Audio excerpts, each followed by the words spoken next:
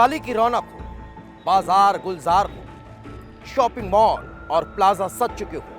आप खरीदारी करने मॉल या शॉपिंग प्लाजा में जाएं और अचानक से वहां फांसी के फंदे पर लटका हुआ कोई शव मिल जाए तो आप हैरान रह जाएंगे, घबरा जाएंगे, कांपने लगेंगे, आपके पैरों तले जमीन खिसक जाएगी। लेकिन मैं जो कह रहा हूं यह सच साबित हुआ है। मामला मध्य प्रदेश के ग्वालियर का है। यहां कुछ ऐसा ही हुआ। सुबह का वक्त था, कर्मचारी मॉल की साफ सफाई में जुटे हुए थे, लेकिन तभी उसकी चौथी मंजिल पर एक महिला का शव सीढ़ियों की रेलिंग पर लटका हुआ मिलता है। हड़कंप मच जाता है, चीख पुकार मच जाती है, पुलिस तफ्तीश में जुट जाती है। लेकिन तभी हर कोई इस सवाल को ढूंढने की कोशिश करने लगता है कि आखिर ऐसा क्या हुआ जो इस महिला का शव शॉपिंग मॉल में फंदे पर लटका हुआ मिला। क्या इसने आत्महत्या की या फिर इसे हत्या कर यहां टांग दिया गया। हर कोई इसी जुगत में जुटा हुआ था कि आखिर इस गुत्थी को सुलझा लिया जाए। लेकिन इसके पीछे की वजह क्या है, इस रिपोर्ट में देख लीजिए। दिवाली से पहले बाजार में लाश, शॉपिंग मॉल में लटका शव, सुसाइड या साजिश।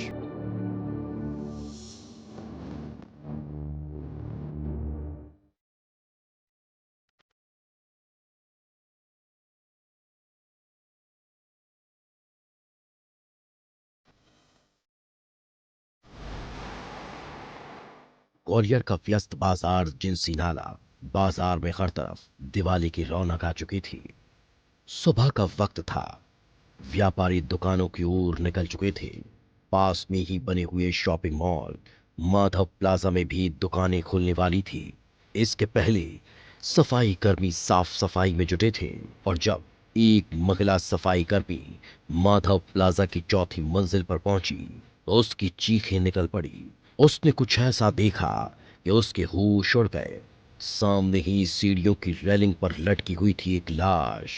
लाश किसी महिला की थी जिसके गले में दुपट्टे का फंदा लगा था। महिला दौड़कर प्लाजा में तैनात गार्ड को सूचना देती है। चारों तरफ हड़कंप मच जाता है और बस एक ही सवाल गूंजता है कि ये लाश आखिर है किसकी। आखिर वो युवती कौन है जिसकी लाश फंदे से लटकी हुई है। क्या उसने आत्महत्या की है या फिर उसकी हत्या कर लाश को शॉपिंग मॉल के अंदर लटका दिया गया। माधव प्लाजा की ये चौथी मंजिल है जहां पर 35 साल की महिला रीता तोमर फांसी के फंदे पर लटकी मिली। ये वही जगह है, देख सकते हैं, ये वो रेलिंग है जहां पर फांसी के फंदे से रीता तोमर, वह वही स्थान है जहां पर वो लटकी हुई थी। उसके पैर नीचे की तरफ लटके हुए थे।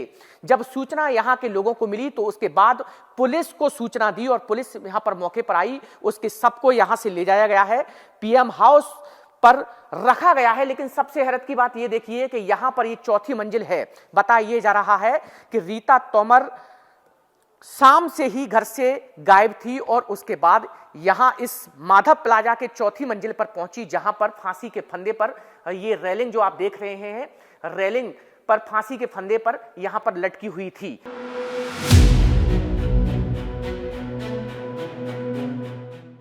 पुलिस पहुंच चुकी थी। सबसे पहले चुनौती युवती की शिनाख्त करने की थी। आसपास पूछताछ की जाती है, थाने में इत्तला किया जाता है और पता चलता है कि ये युवती है सैनिक कॉलोनी में रहने वाली 35 साल की रीता तोमर। रीता बीती रात घर से बाहर तो निकली थी लेकिन फिर घर नहीं लौटी। पहुंचती है तो उसकी मरने की खबर।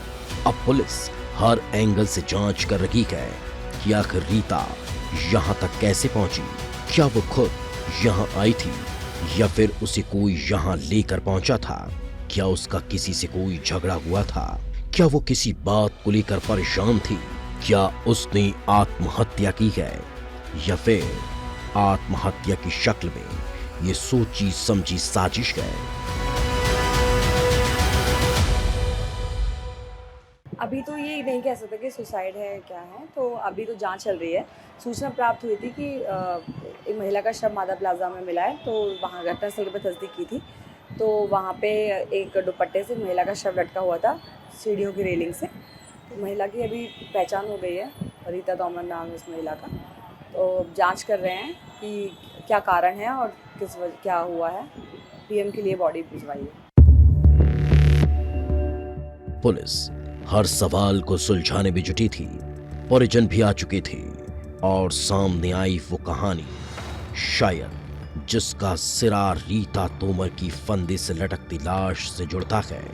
रीता की शादी हो चुकी है, लेकिन पति पत्नी के बीच तनाव की बात 3 साल पहले उसका तलाक हो चुका था। परिजनों की माने तो वो मानसिक रूप से परेशान थी, उसकी दवाएं भी चल रही थी, लेकिन आज तक ऐसा नहीं लगा कि वो इस तरह का कोई कदम उठा सकती है।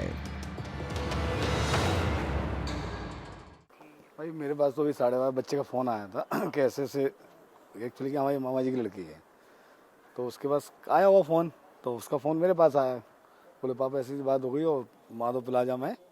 तो मैं एक्चुअली या दही मंडी में ही था पास में, तो मैं आया तुरंत, तब तक बाकी और लोग भी आ चुके थे। तो बस इस तरीके से मालूम पड़ी थी। अब पूछे मतलब मालूम पड़ा, मामा पूछी तो बोली रात को 8 बजे की निकली हुई थी।